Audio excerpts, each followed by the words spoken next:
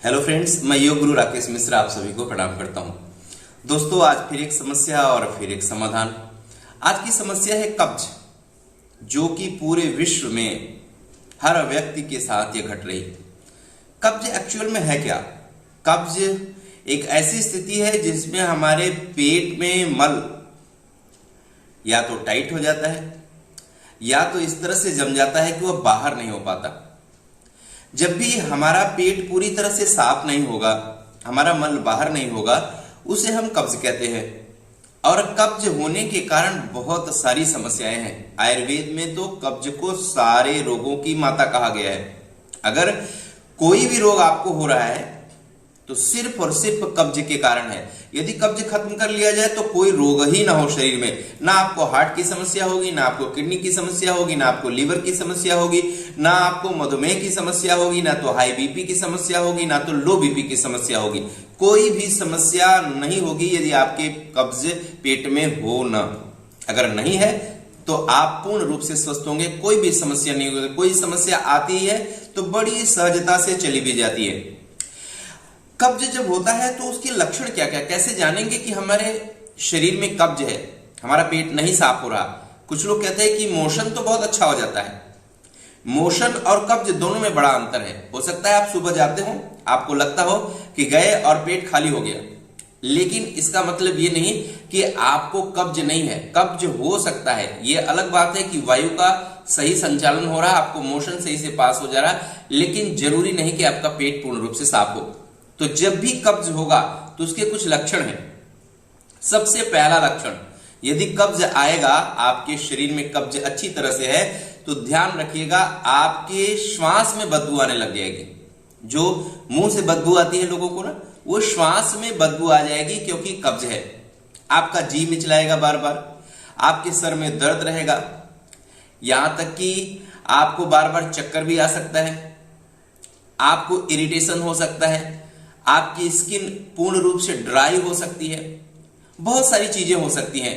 तो ये लक्षण है जिसे आप जानकर समझ लें कि हाँ, आपको कब्ज की थोड़ी थोड़ी समस्या है, यदि इनमें से कोई भी एक चीज आपके साथ हो रही है। इसके अलावा भी बहुत सारे लक्षण हैं, लेकिन नॉर्मली ये लक्षण देखने को मिलते हैं। जी मिचलाना, गैस बहुत ज्यादा बनना, ब्लॉटिंग हो जाना, पेट का फूलना, बार बार डकारे आना, या आपको आंखों में बहुत ज्यादा जलन होती हो, ये सारी समस्याएं। और श्वास में बदबू आना, दांतों की समस्या, गम्स की समस्या, बहुत सारी समस्याएं हैं।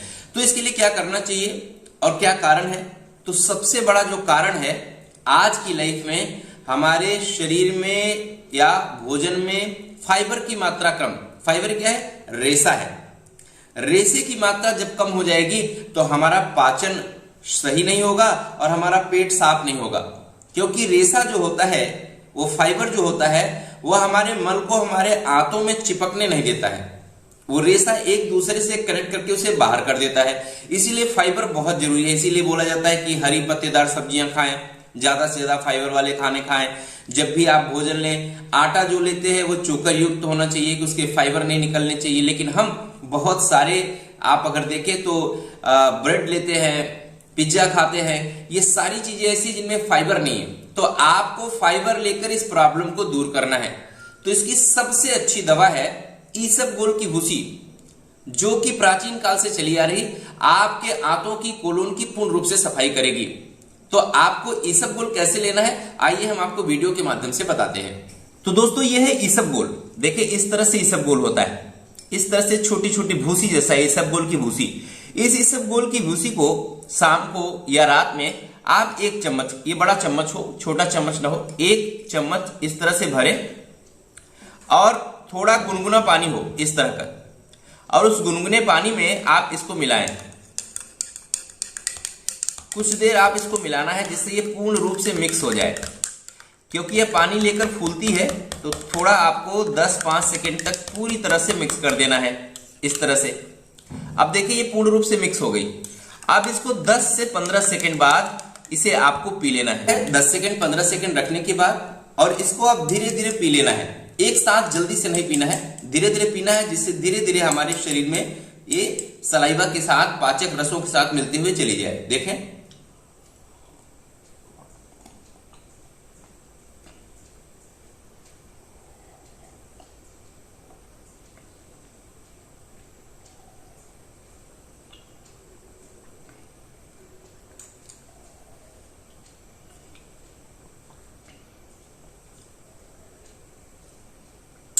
4 से 5 बार में आप इसे पी लेना है और आप देखेंगे कि आपकी कब्ज की समस्या और इतनी सारी समस्याएं अपने आप दूर हो जाएंगी। इस प्रयोग का लाभ लें, दूसरों को भी बताएं, खुद भी स्वस्थ रहें, दूसरों को भी स्वस्थ रखें।